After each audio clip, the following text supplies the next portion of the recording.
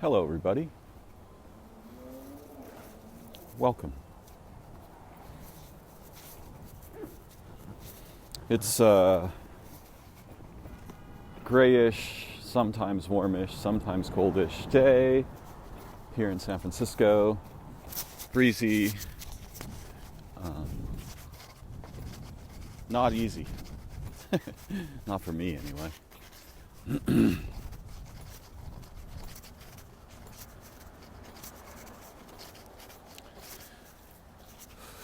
So what's on the talking list today? Right.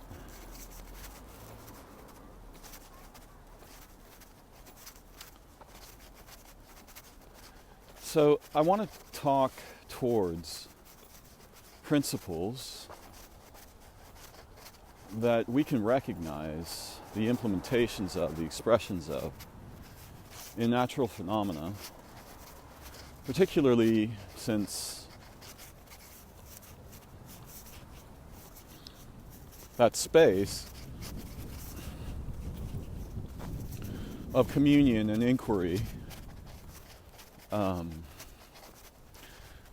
that is implicit in living beings, right? So, every organism, one might say, explores the possibility space of organismal existence, which is a physical layer situation. The humans think that it's a physical layer situation.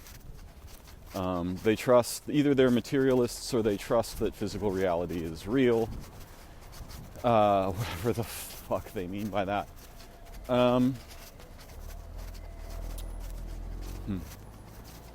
But some of us have learned that the ways that the humans think about and speak about existence generally are filled with fictions, right? So whether we are formally conscious of this is a more complex question, but everyone senses it. Right? Everyone has this kind of a secret human self that, or more than merely human self, that is resistant to these fictions and rebellious against them.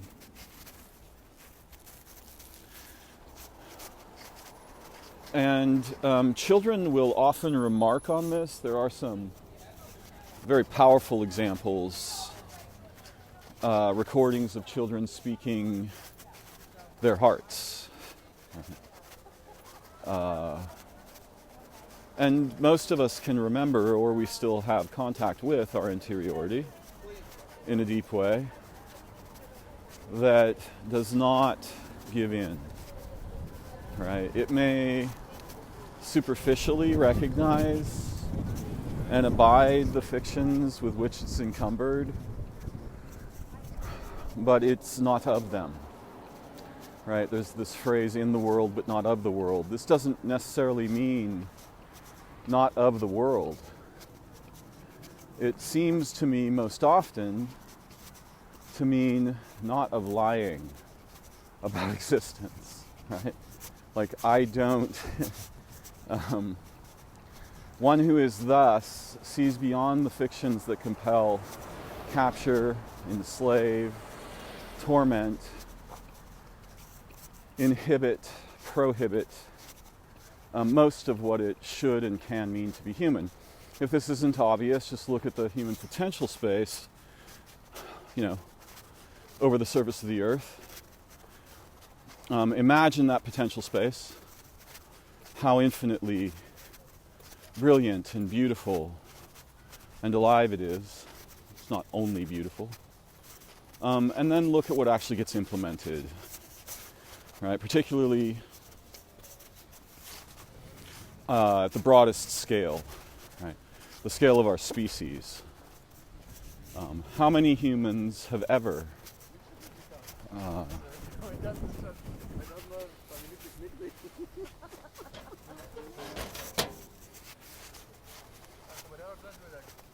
How many humans have ever been actually supported in their developmental arc, right? Mostly their developmental arcs are attacked, compromised, silenced, punished, tortured, you know, a lot of bad things, right? That we would never sign up for if there was any sort of communal, true communal, human and more than merely human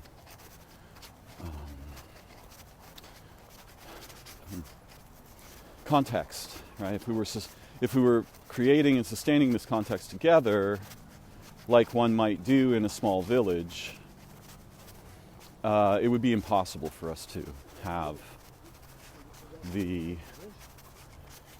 cascade of emotional and psychological and intellectual and developmental and creative disasters that are really just like a catastrophe engine, right? That keeps producing new forms, diving deeper into our interiority and relationships, fracking those, straight up just, you know, fracking them, right? And when I say this word, what I mean is like injecting radioactive waste into the water table and poison and sewage and fucking chemistry and shit into the underground aquifers, right? For the sake of squeezing more natural gas out of them, right?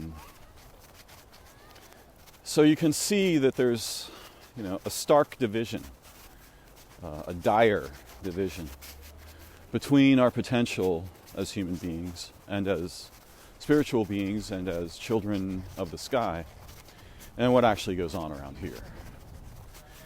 Yes, there are exceptions. There are humans that get together and do amazingly human, brilliant things. Quick example that comes easily to mind is Captain Paul Watson and the Sea Shepherd Conservation Society, right? This is a collective of humans, a cohort, entirely voluntarily comprised, belongs to no nation, sustains a small navy, a largely unarmed navy, and, you know, pursues the spiritual and perspectival motivations that we might be familiar with from Captain Nemo in 20,000 Leagues Under the Sea. These are anti-corporate and huge. A lot of people don't really know. Although I've been recently watching the show Nautilus, which is a little bit cheesy, but also conserves some of H.G. Wells's concerns. But it's not just Captain Nemo who, let's be clear, his name is an homage to the mother of the muses, Mnemosyne, sometimes pronounced Mnemosyne. But yeah, this Nemo contraction, this is one of the aspects of the selection of this name was obviously Wells's familiarity with what we call Greek mythology. So Mnemosyne is the mother of the muses and is usually understood to be the embodiment of the spirit of memory, without which you have nothing, right? And the oceans can be understood, and should be understood in some cases, as the physical memory of the development of life and minds on this world. The Sea Shepherd also partakes of other traditions. The militant group Earth First.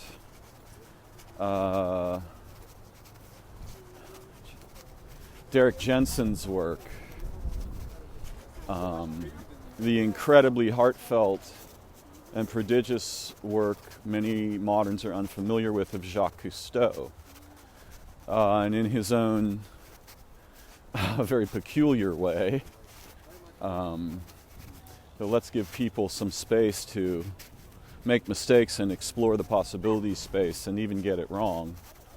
John Lilly, right, who asserted long time ago, right, probably beginning in the 60s sometime, that dolphins were a fully fledged intelligence living here with us on Earth, and that we could contact and communicate with them. There are no fully fledged, there are no non-fully fledged intelligences here with us. All of the organismal aspects of life, which I tend to see as one thing first, many things later, or many things in perception. How to put this? So when I think about life on Earth, I think about a single organism that diversifies unimaginably over time and continues to do so regardless of whatever the hell might be going on.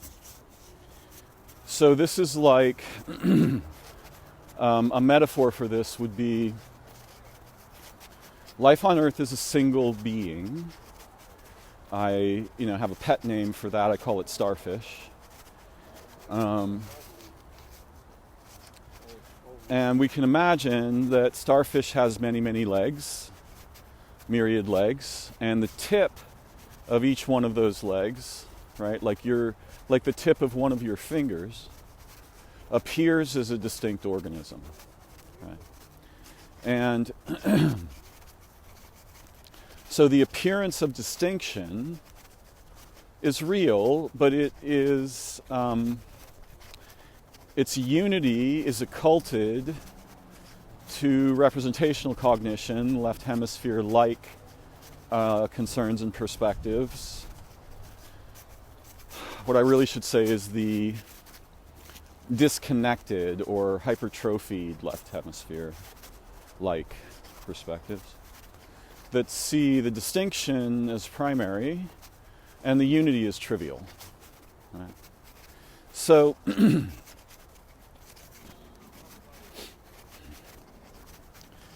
am I even bold enough to pursue this?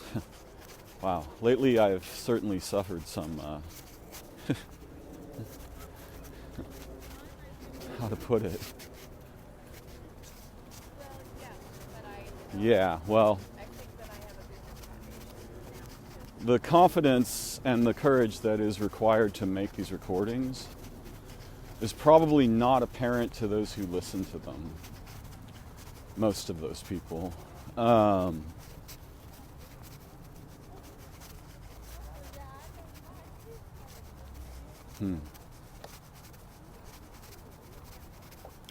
But yeah, I've taken some hits in that regard lately. I am not as free, at least if my mind turns in this direction. Right? I have to sort of not look in the mirror in some way to be free to speak with my heart and my, with my intellect in service of my heart and insight, the spirit of insight, whom I truly adore. So yeah, am I bold enough? Let's see. So in my interview with Amon Hillman, I ask him, and I intend to expand on this question very deeply with him in a future conversation, which it looks like I may be lucky enough to have. I asked him, what he uses this phrase, right, all the time, "Hail Satan." And so I asked him, what do you mean by Satan? And he said something resembling, everything that Yahoo isn't. Right? Um, and that's a very simplistic first move, although I think he was being honest. And then I told a story cribbed from questions I asked Toymaker about the Tree of Knowledge. And all right, I guess I'm bold enough to try this. Though this really requires like a 3-hour, with diagrams kind of a thing. But I'm trying to understand principles in nature that find expression in organisms and their relationships and their behaviors and activities and character, because it's obvious to me that if you want to understand,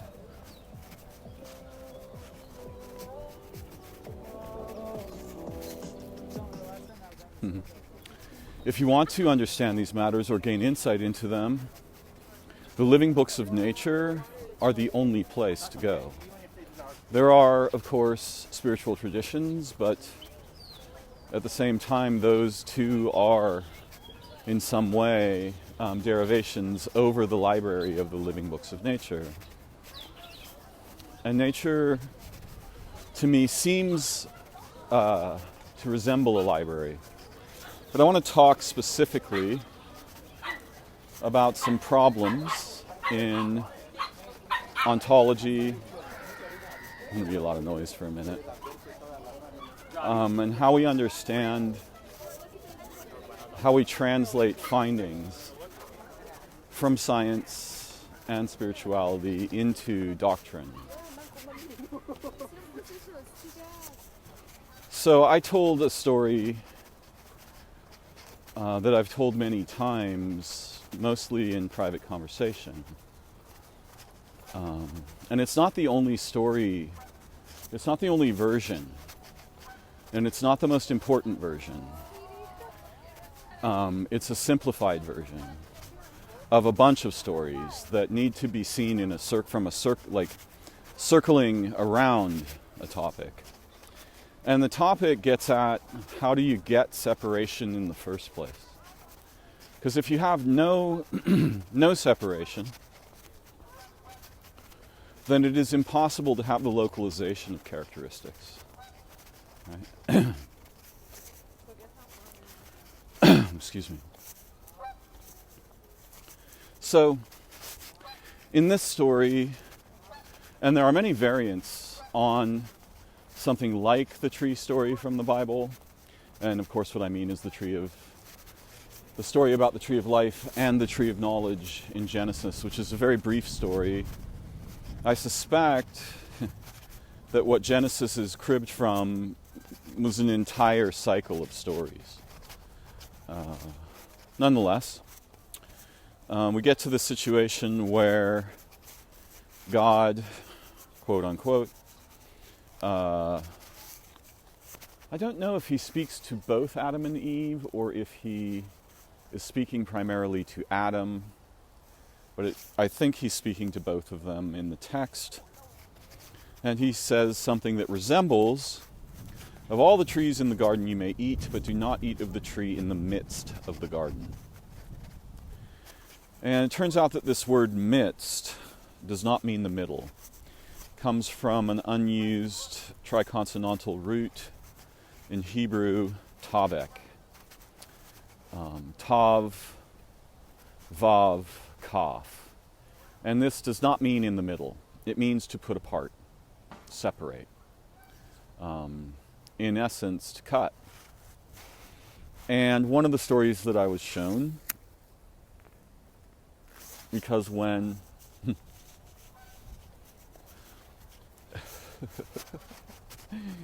yeah, this is a huge disaster.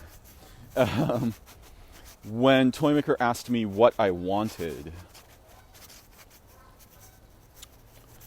I said, I would like to understand this story in the Bible more clearly. and find out, how my people became as they are today, i.e., damaged, trapped, enslaved, broken, ignorant, cruel, confused, lost, and if there's any medicine for it. And for his part, gender used casually here, Toymaker evinced surprise. And it wasn't just the ordinary kind of surprise of like, oh, well, that's an interesting thing to want. It was more like, I don't think you understood me. You can have anything. And I've spoken about this problem and the peculiarities of when beings meet, if one of them asks the other, what is your desire? Right? This is a great way to understand what's motivating the being before you in this moment. In any case, this was sort of my answer. And I was shown a series of stories. I think the most important one I have lost. I hope to find it. I'm going to do some digging around this shortly and see if I can possibly recover it.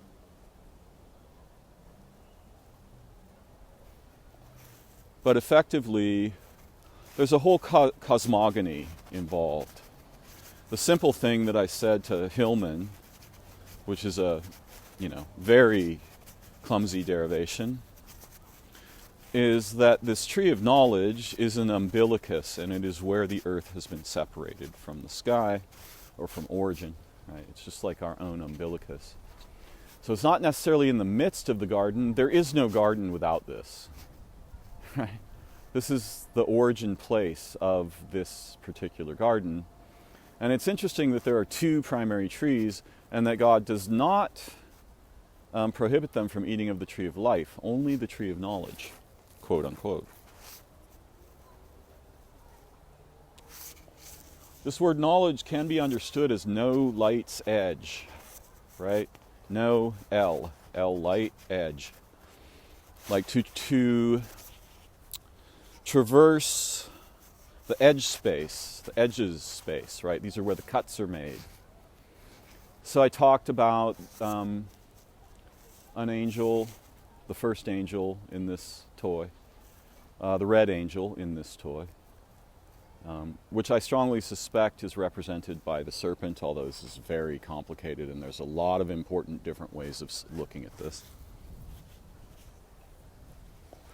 And it is the thing that makes cuts, right? So if you could think of the hand of origin as having many fingers, and each finger is an angel, and unlike our hand, or also like our hand and unlike our hand, each angel has a very specific domain of enacting its natures. You know? And if you don't have cuts, you don't have anything. You'll have nothing. Right? You have to be able to somehow distinguish features of that which is. Now, whether Genesis takes place with actual humans seems wildly unlikely to me, but also the story is clearly framed as though it might. I think what's actually taking place is, I don't know. One of the perspectives I entertain is that the story in Genesis is a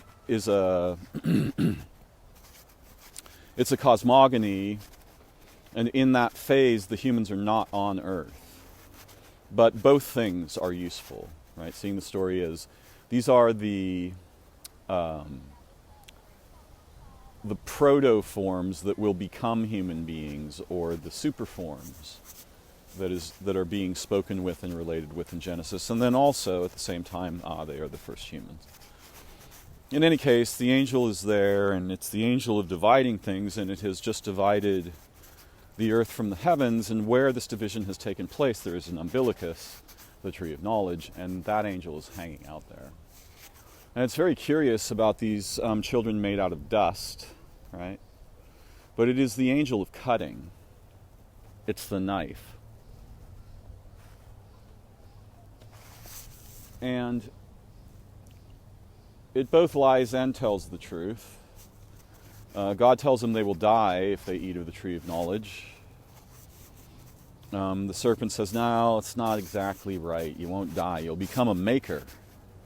Right? You'll make things. Now, this is very complicated, and I don't want to get deeply into the story because I have another purpose here. But I spoke of this with Amen briefly. I told the story in that, very briefly in that interview. And there's a principle here that I want to highlight.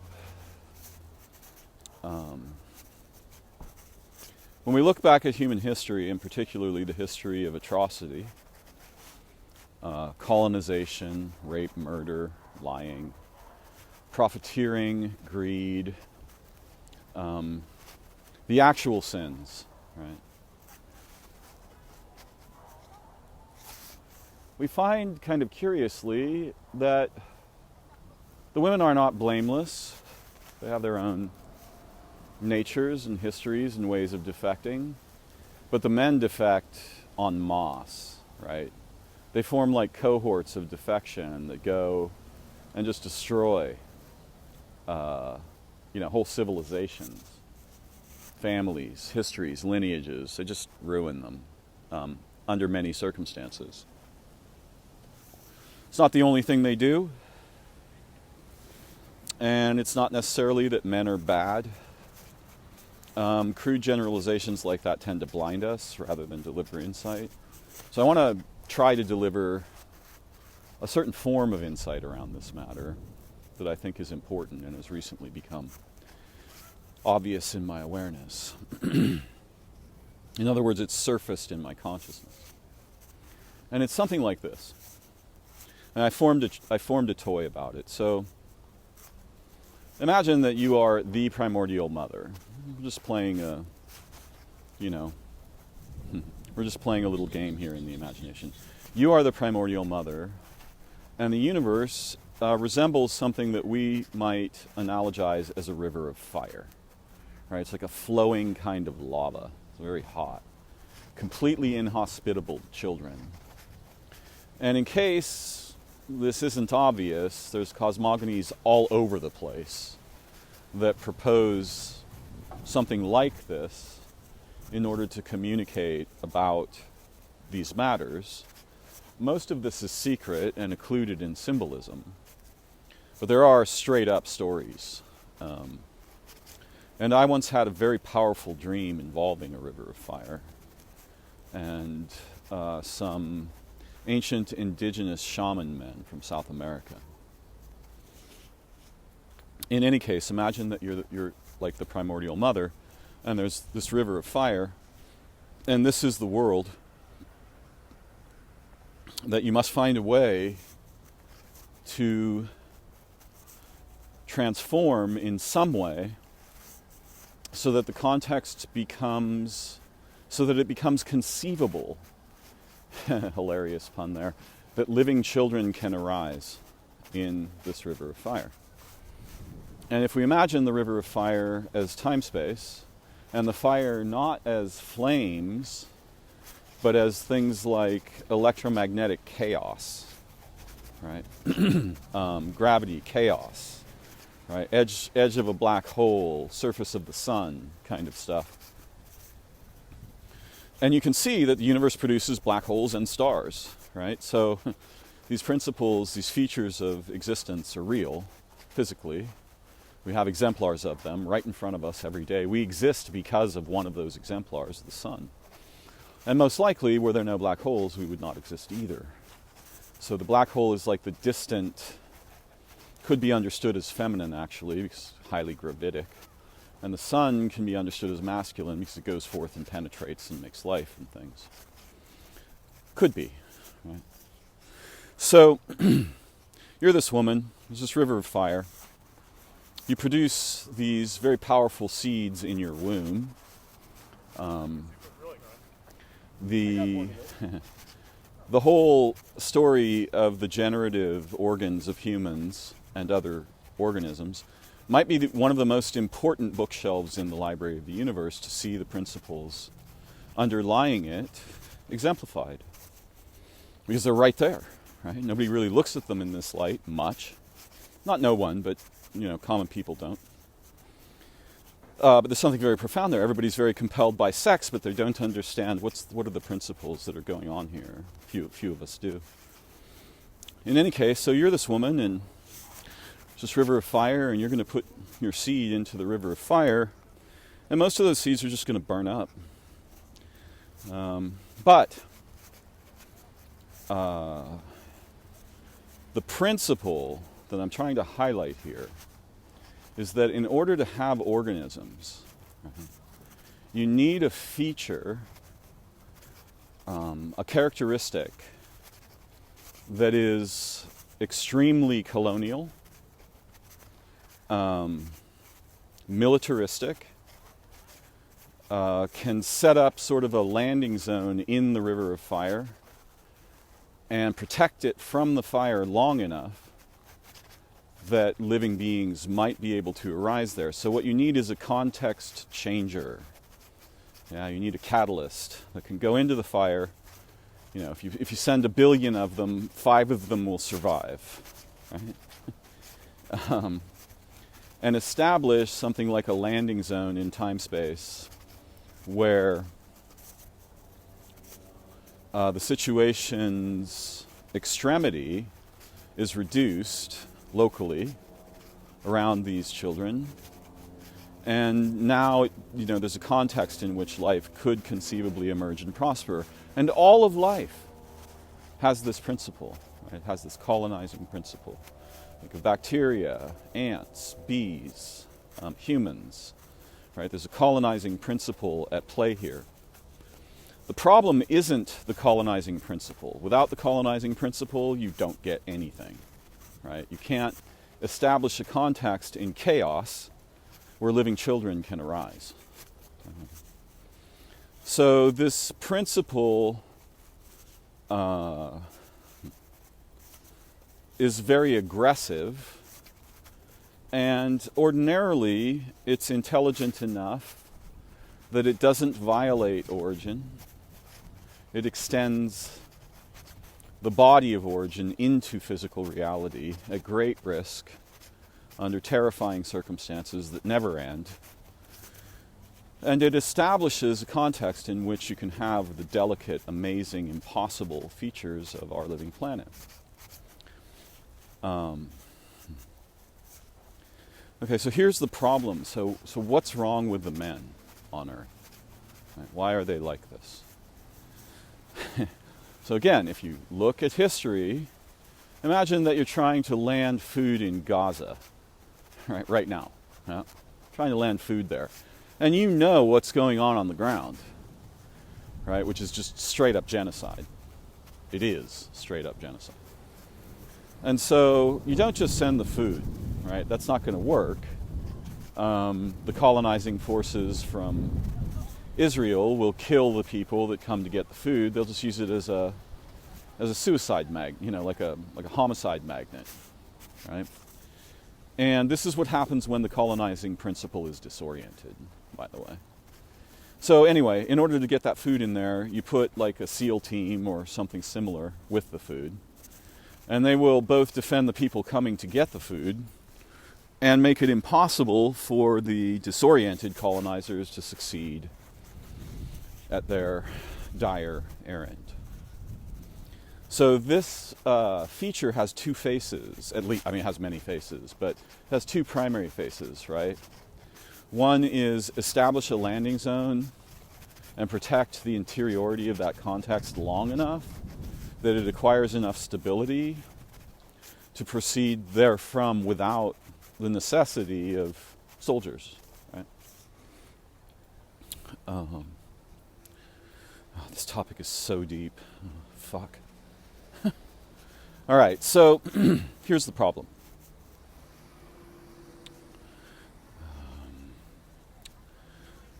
The colonizing principle I usually, not always, associate with the masculine. Right? And if you think, well, you're just, making up gender stories, go ahead and think what you like. But if you look at the history of humans, what you're going to find is, you know, for nearly, maybe for most of history, if not all of it, if you had ships, they were almost always filled with men, right? And these resemble seamen. Sorry for the pun, right? But it's not an accident that we call them seamen. There's a deep, invisible wisdom to this pun. And those ships went everywhere and obliterated most of what they found. They did not forge relationships. They dominated and took over. And they took what we call the assets of the peoples they encountered and turned them into gold or power or money or weapons or more ships or whatever it took to continue the colonization. And they left those people destitute and dying, or they just destroyed them. And we can think, seeing these histories, oh, men are bad. Well, some men are bad. There were men all over the world who were not colonial like this, and there are still men like this, although the principles lie at the core of masculinity. When you see, human males and females in great number playing Call of Duty on, PlayStation, Xbox, you name it, what you're seeing is the expression of that colonizing aspect. Now, here's where things begin to get interesting.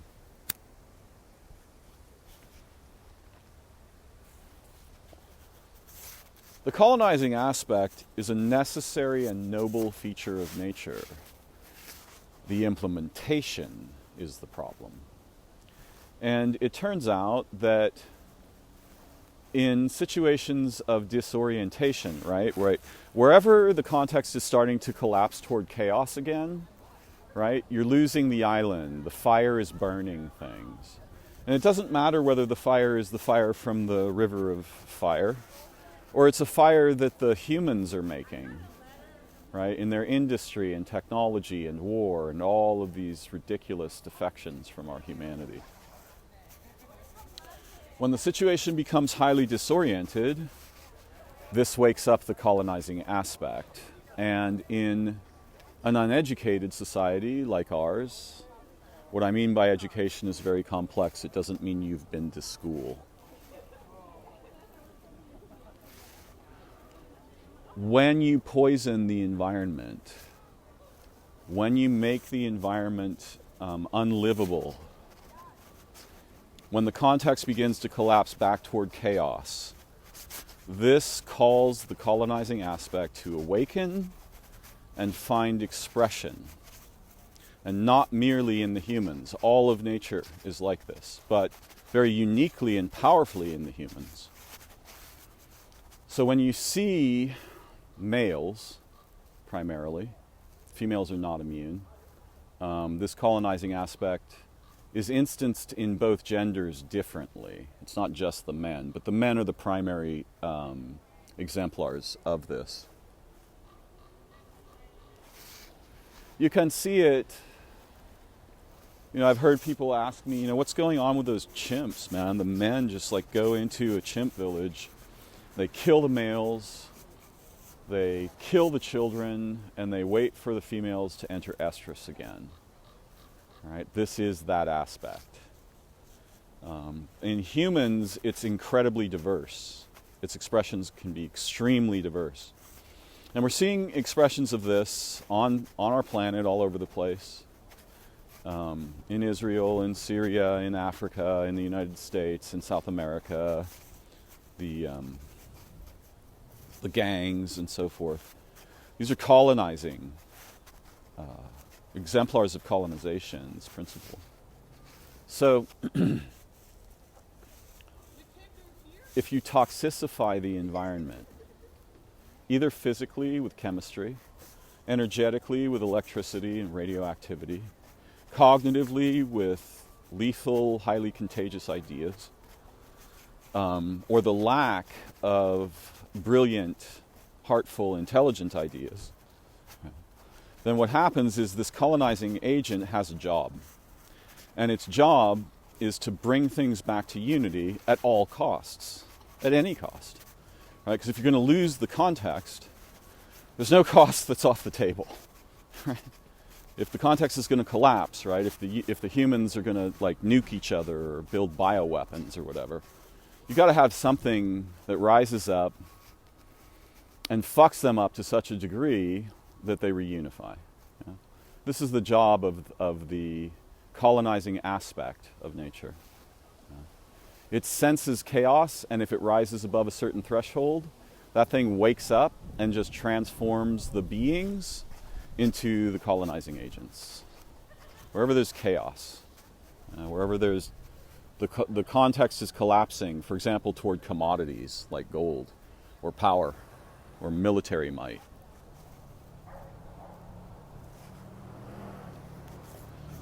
So when you see the broad-scale misbehavior of the males and you think things like, oh, men are bad, well, it's complicated. It's not that the men aren't bad. It's not that bad men aren't bad. Or, bad actions aren't bad. It's weirder, though. There's a principle at play that nobody's looking at. Because they're looking for a scapegoat.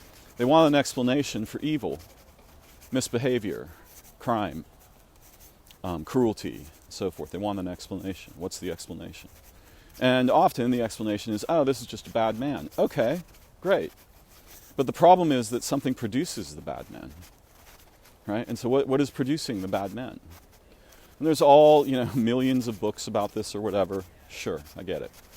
There's a million different ways to look at it, but I'm talking about a primordial principle that's overlooked, which is that in living systems, when things go sideways, cancer, right? Metastasis, right? It starts just growing in the body, and it will kill the body. So you have to understand that when you expose males to toxicity, or to context collapse, or to environment collapse, or to relational collapse, the amplitude of the colonizing signal rises over time. And it also will find early expression in specific avatars. We could name a few over history. Trying to think of someone who has a worse reputation than Hitler. I don't know who that is off the top of my head. But Alexander the Great, Xerxes, certain Roman rulers, serial killers, right? You can see that there's a feature that links all of the bad phenomena together, and it isn't the individual. This isn't an argument to get rid of individual responsibility for wrongdoing. But what we mean by responsibility and how we deal with the situation should be vastly more intelligent than what we're up to these days. And I too am subject to these forces. I am a man. I certainly take responsibility for the mistakes I have made, and I'm not trying to shift that responsibility elsewhere. Nonetheless, I've tried to understand my own behavior and the behavior of the males around me, and what the fuck is causing it, right? What is the cause? And the cause, the individuals are exemplars of systemic trouble in every case. So here's the key insight I want you to see. Under circumstances where the persistence of a context in which living beings can continue, right, where the persistence of that context is threatened, the colonizing aspect awakens. And if it awakens in a situation where it's receiving orientation signals, say from, this is the difficult part. So if it's receiving orientation signals from a trustworthy exemplar of the spirit of origin, then it tends to act very intelligently. If it is not receiving those signals, it acts chaotically, right? In other words, if the signal of origin is not being received for whatever reason, right, it's just not getting through, to the aspects that are turning into the colonizing force, right, they're being transformed by the situation, then what you get, at least in the beginning, is chaotic little bubbles of atrocity. Yeah. Because the colonizing force is not organized, and it's not really doing the full version of what it was, its originary purposes. Yeah? So what you'll see is disorganized atrocity. And then, if the signal's a little stronger, you'll start seeing organized atrocity. Or, actually, I want to take that back. If the signal is missing very severely, you'll see it'll start with bubbles of atrocity all over the place, in the males first. And then you'll start seeing organized atrocity in the males, because the colonizing agent is disoriented. It doesn't understand why it's waking up. There's no coherent relational context for it in the situation. And so it's like you get little bubbles of failed, right? What is that? Failed apocalypse. Oh God, this is so deep. I just don't know. So I'm really struggling here to keep a circle around this mess. But so this was illustrated to me with a series of parables, and one of them involved two principles that I playfully call red snake, blue snake. The problem is you got a bunch of snakes.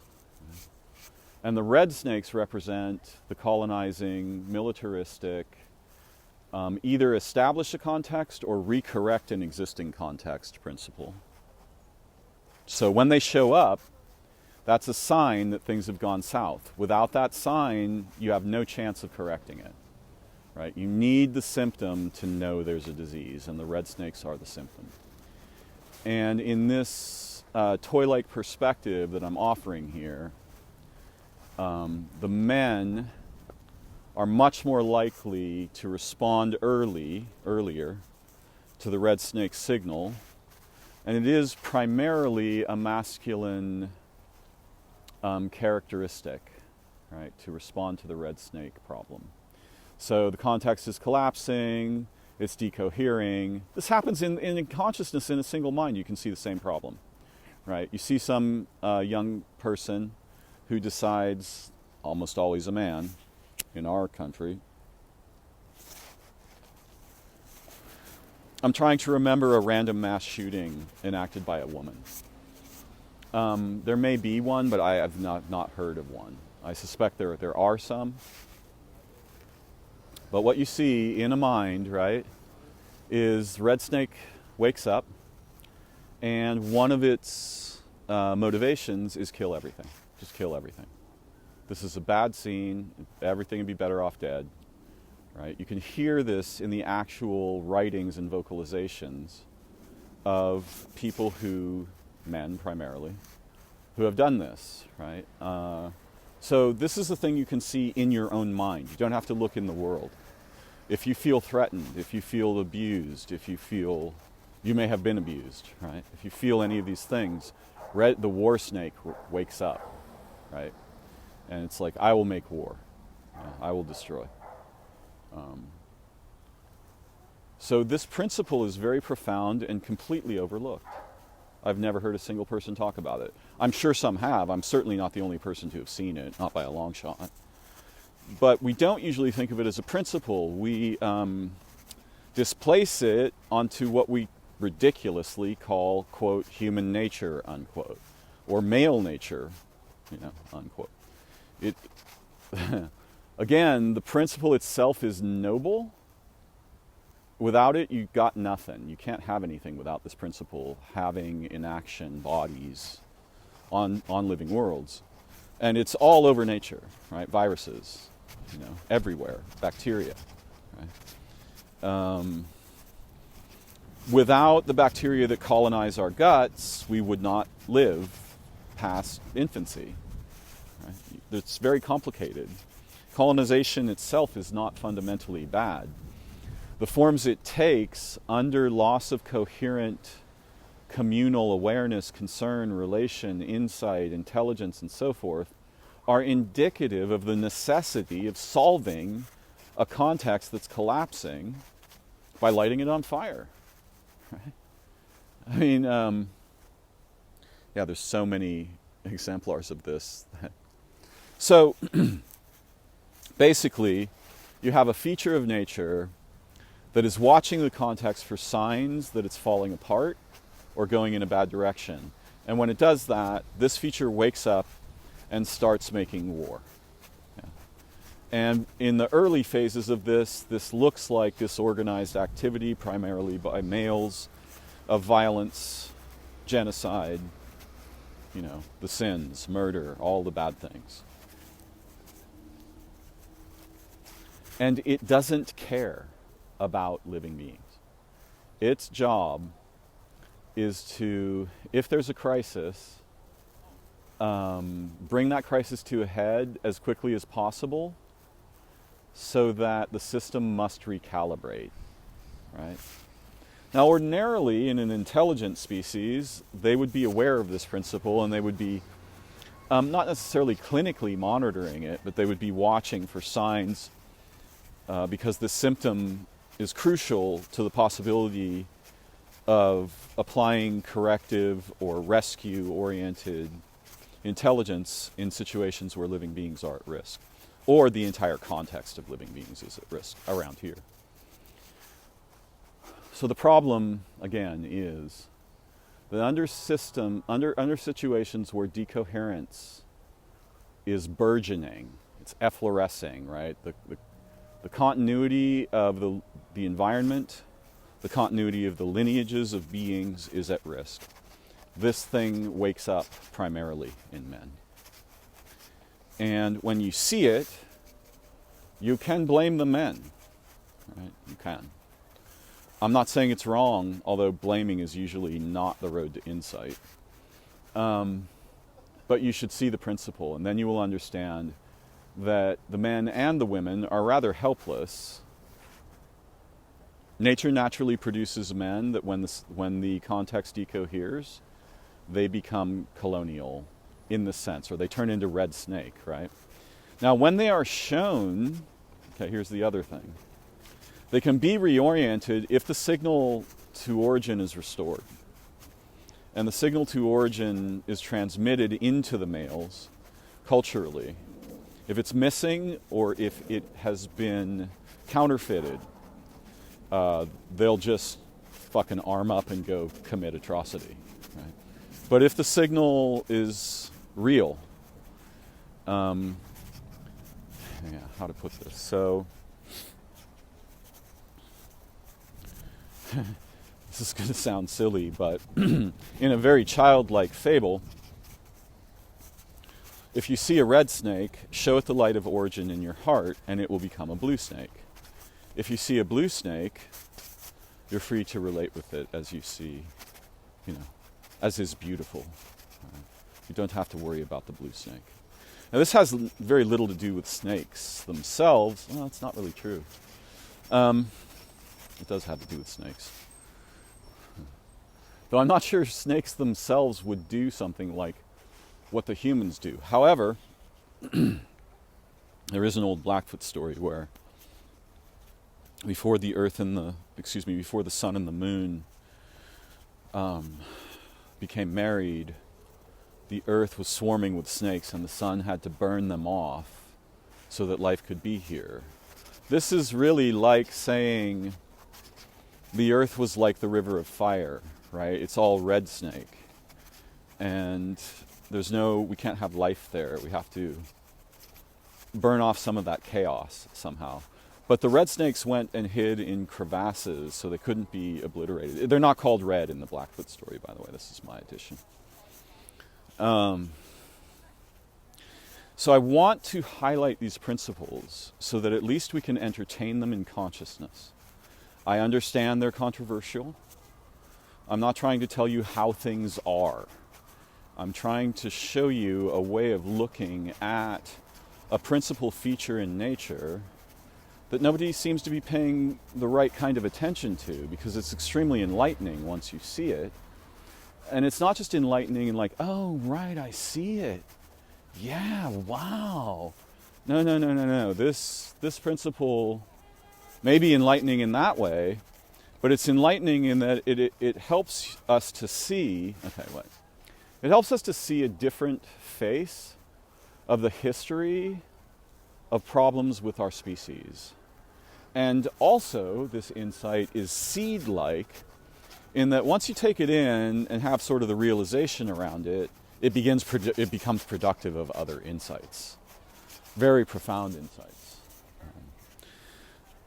And I am in that process now because although I've been aware of these principles for decades, I've never taken this particular approach, and this approach arises from a variety of problems that have become very important to me. So these are some of my thoughts for the moment. I'm going to take a little time and meditate, and hopefully I will come back with some further explorations in a little bit. Stay with me, if you wish. So I haven't done my meditation yet, but I have a few more thoughts.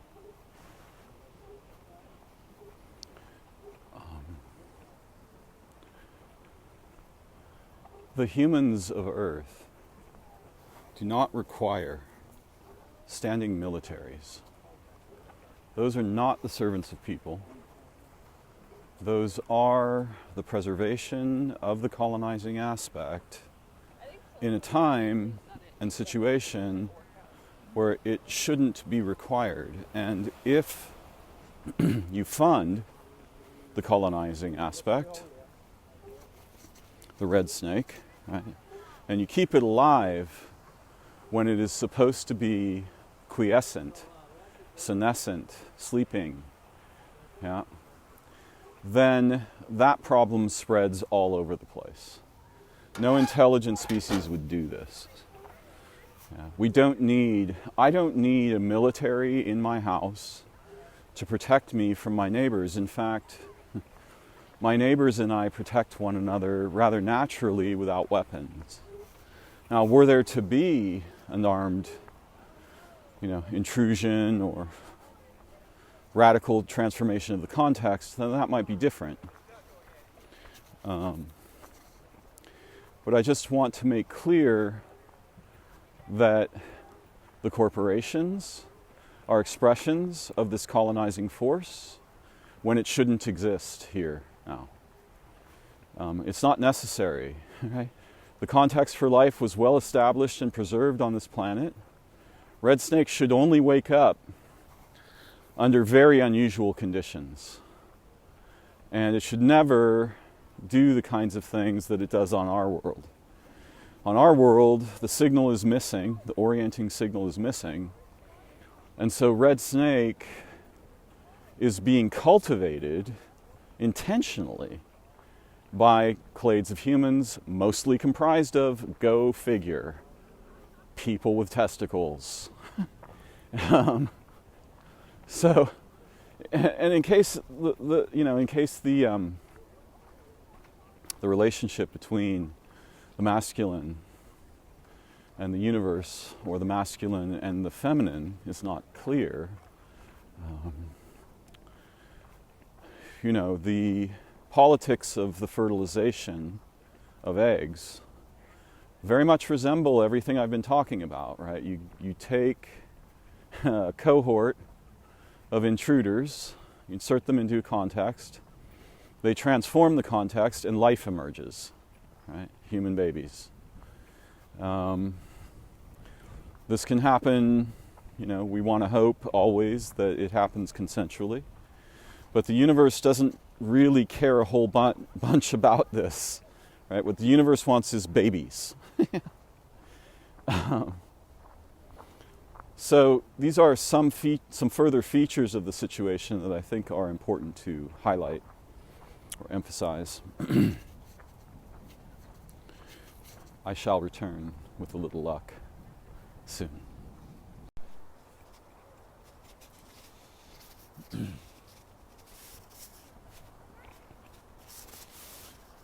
We don't necessarily know. I don't know whether the fundamental nature of time-space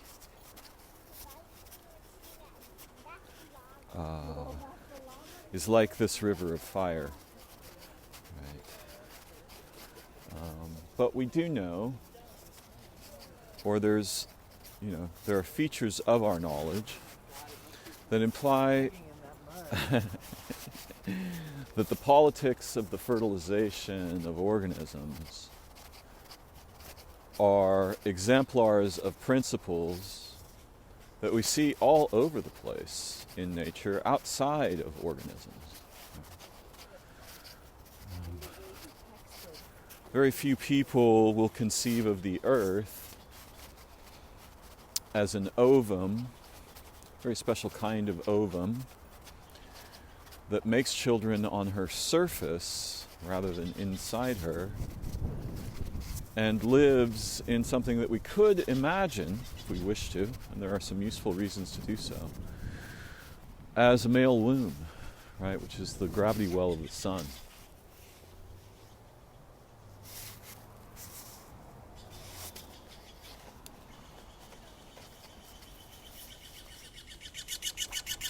What's up?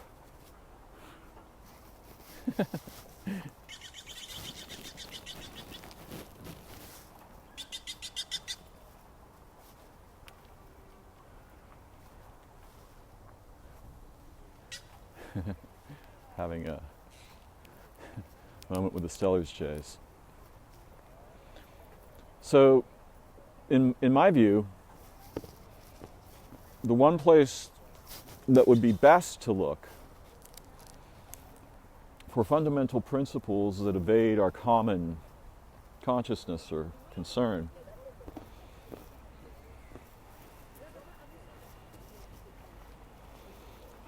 is in sexuality.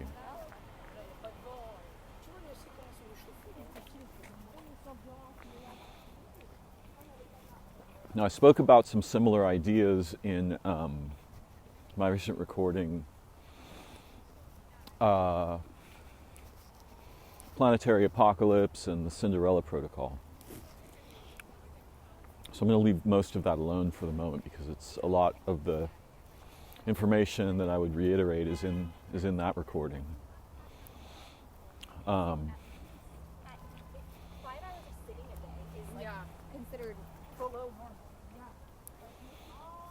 I have an essay on my Medium page called Inception Conception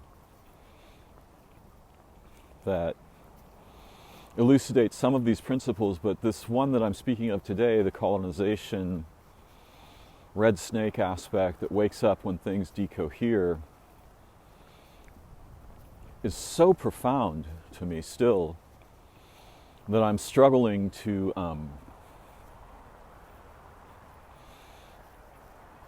clearly and concisely elucidate it in language. But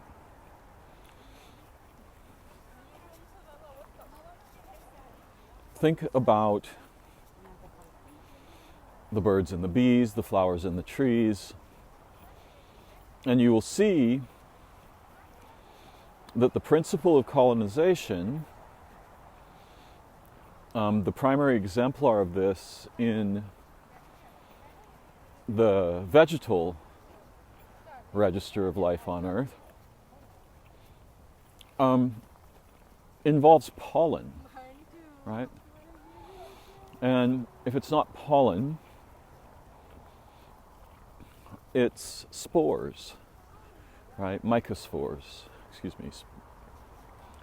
I'm actually missing the correct word there. But mycology, the mushrooms, the fungi, they have something that's different from pollen.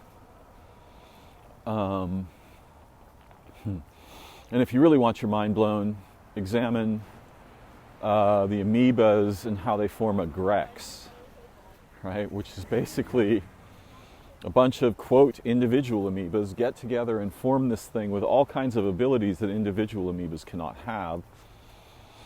And it produces a fruiting body, which, spreads amoeba, proto-amoeba eggs all over the place, right? And those things can travel really far. So you can see that this principle of colonization is fundamental to organisms. It's not bad. What the humans do with it when they are checked out, dissociated, have lost the plot, have been taken over by, fictions and processes that embody this principle but very much without the signal of origin, right? It's like the principle divested of its virtues.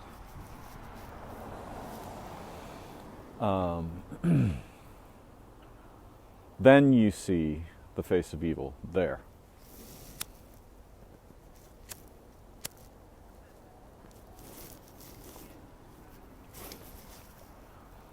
I don't know if it's common for nature to raise red snake in the ways the humans do. This seems wildly unlikely to me. Yeah. I am history, but I did some more research on what it is today. Yeah. What a disaster. Really? What a disaster. Gone the wrong way? Certainly.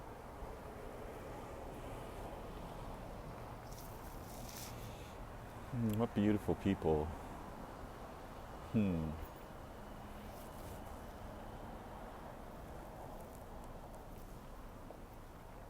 I have had this thing raise itself up in me, right?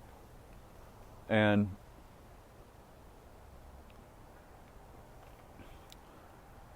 it's very interesting what kinds of signals wake up red snake in the absence of the signals of origin that would ordinarily circumscribe its behavior and activity just to get the important job done and then to go back to sleep. I think the thing that I've recognized in this talk today, which is kind of blowing my mind, is that the humans don't let it go to sleep, right? They don't really, of course, generally speaking, they cultivate it, right?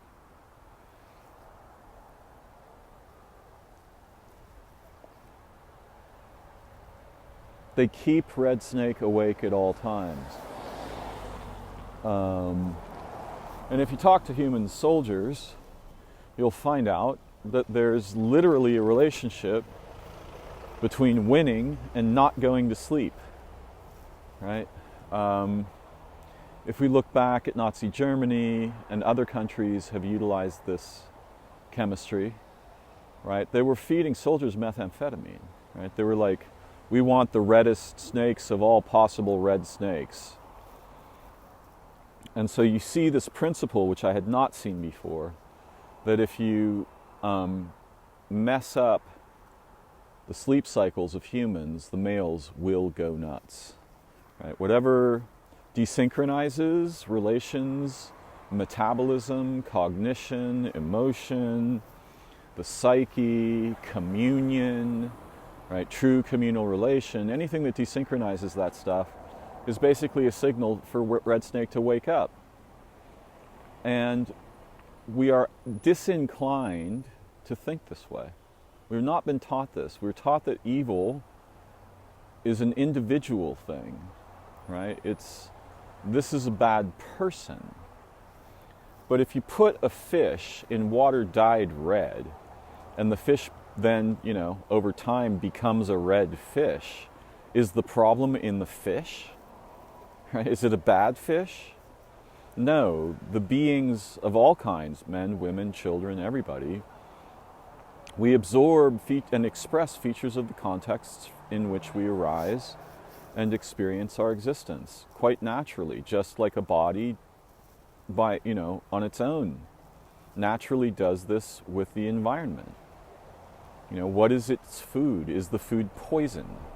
In America, most of our food has been subjected to various intoxications, commercial fertilizers, problems with plastics, off-gassing, Roundup, you name it, right? So the food in America, I have a friend in Italy, and she was like, wow, I go back to visit there every once in a while. The main thing that's obvious to me, and there are many, is that the food is just poisonous, everywhere.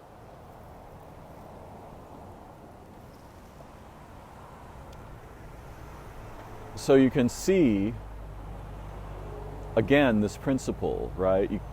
When the context becomes decoherent, the natural result is red snake. And it's hard to say where the problem is. It's not really very hard.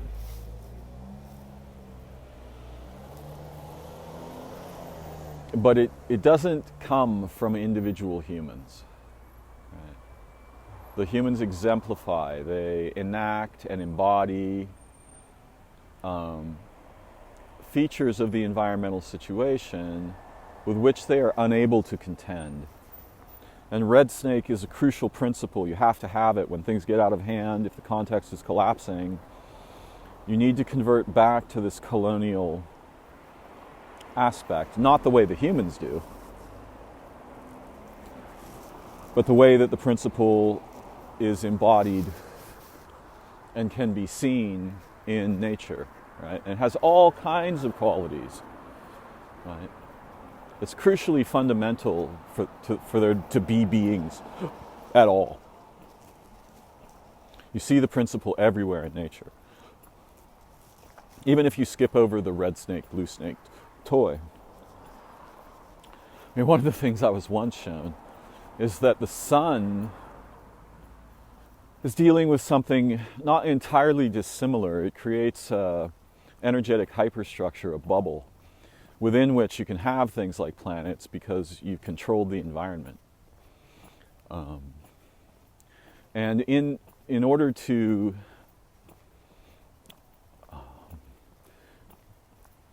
the process of the emergence of that bubble is extremely complex, but in its present way of being, one can imagine, usefully, that the sun is wrestling snakes, red snakes and blue snakes. And what are these snakes, right? They are the features of interstellar and intergalactic space, space-time itself, but particularly interstellar space, that are forces, right?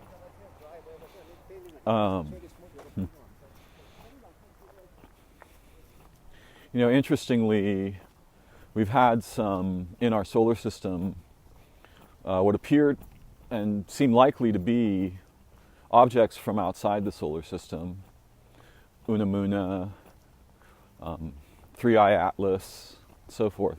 Sun reacts very dramatically to these objects, producing flares in solar minimums and other features of intimate expression of the solar nature that strongly suggests that it's intelligently mitigating time-space. So you can imagine the sun as a snake wrestler par excellence, and the snakes that it's wrestling are basically can be broken down into pull and push, right? Which is the red snake sort of depends on your concerns and your orientation in perspective. But in light, this principle is embodied in redshift, right? Stars moving away from us, they shift toward the red. You could imagine that as pull, gravity. Stars approaching us, they shift toward the blue. We can imagine that as push, arrival. right? Progeneration, colonization, even. So these are some of my first thoughts, and they're still rather, raw and naive. I may have more to say about this in future recordings. But over the past week or two, having been brought questions by brilliant women, often very personal questions about, what's going on with these men? What's up with the men? What's up with this man or that man or you or whatever, right? This led me into this terrain that resurrected some of the stories and parables I was given when Toymaker was with me. So I hope you find them insightful or useful, catalytic of curiosity or insight. I'm so grateful for this time, truly humbled to be still alive at this very late date of my little span on Earth. And fascinated to continue to explore and see and learn and unforget, and to become better people together, which truly is my deepest goal. So thank you for joining me. Take a moment, if you will, tickle the algorithm, like, share, comment, criticize, whatever feels natural to you. And if you'd like, support my work, right? Everything I do is given for free, freely given, joyfully, without expectation. But if you want to support me, buy me a coffee or sign up on Patreon, whatever feels right. Thank you for joining me. I look forward to learning together again, very soon. May your ways be beautiful, blessed, and may you find the fulfillment of the promise of your human incarnation. May the spirit of insight dwell in your heart and relationships. Bye-bye for now.